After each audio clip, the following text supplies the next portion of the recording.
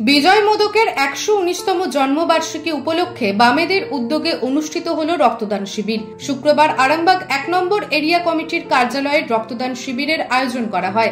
বিজয় মোদক ছিলেন কৃষক আন্দোলনের অন্যতম প্রধান মুখ। আরামবাগের প্রাক্তন সাংসদ তিনি।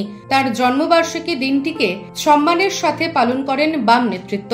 এদিন বর্ণাঢ্য শোভাযাত্রা ও প্রতিকৃতিতে মাল্যদানের মাধ্যমে তাকে শ্রদ্ধা জানানো হয়। কার্যালয়ে রক্তদান শিবিরের আয়োজন করা হয়।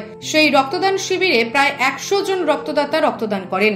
এদিন এই কর্মসূচিতে উপস্থিত ছিলেন ভারতীয় কমিউনিস্ট পার্টি মার্ক্সবাদী হুগলি জেলার সম্পাদক তথা কেন্দ্রীয় কমিটির দেবব্রত ঘোষ সহ একাধিক বাম নেতৃত্ব। বিষয়টা হচ্ছে আজকে মহতি দিন। আমাদের আরামবাগে ভারতীয় গণতান্ত্রিক যুব ফেডারেশনের কাছে একটা দিনটা মাইলস্টোন হিসাবে চিহ্নিত হয়ে আছে।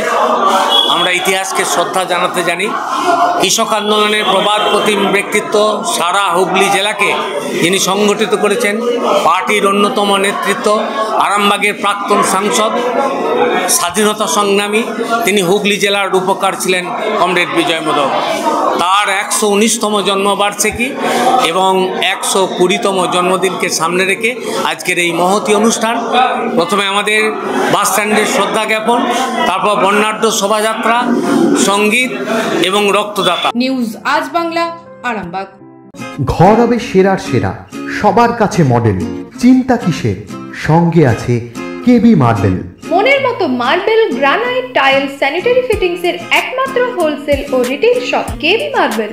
যোগাযোগ 9434059753 অথবা 8918126044।